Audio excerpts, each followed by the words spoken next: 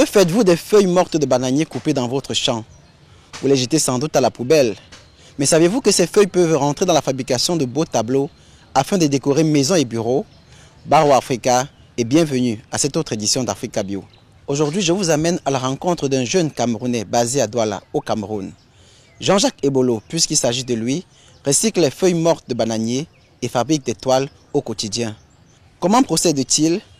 Quel message cherche-t-il à faire passer? Comment se porte l'activité aujourd'hui? Vous voulez des réponses? Je vous invite à nous suivre et d'abord en brousse.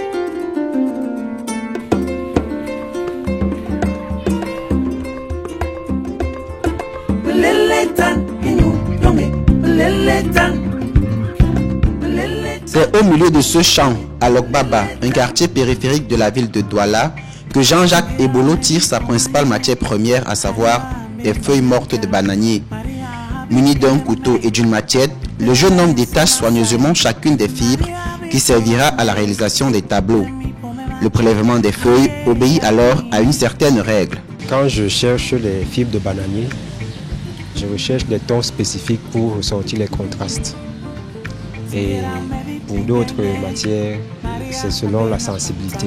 On a par exemple ici du bois, là on a du bambou, de raffia, on a là le palmier,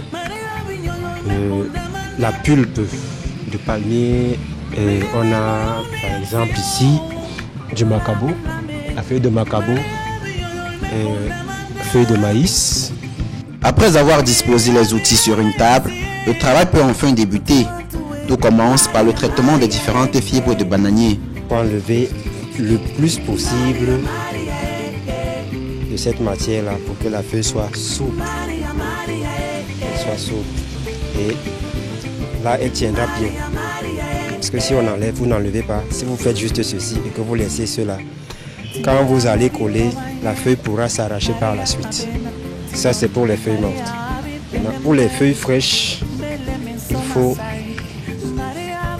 selon les utilisations, selon les usages qui sont réservés.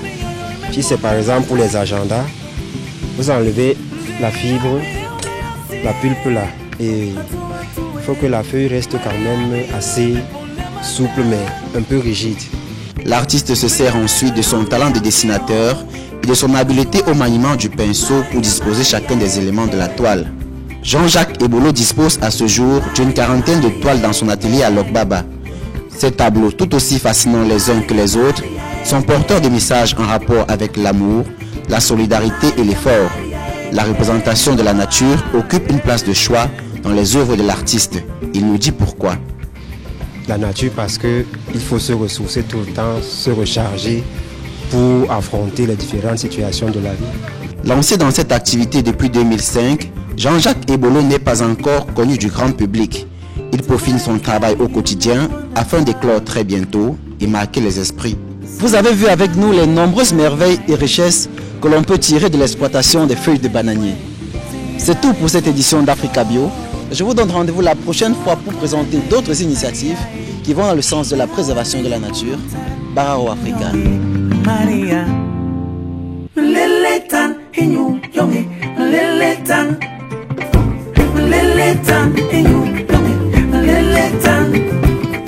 Every pulling bang get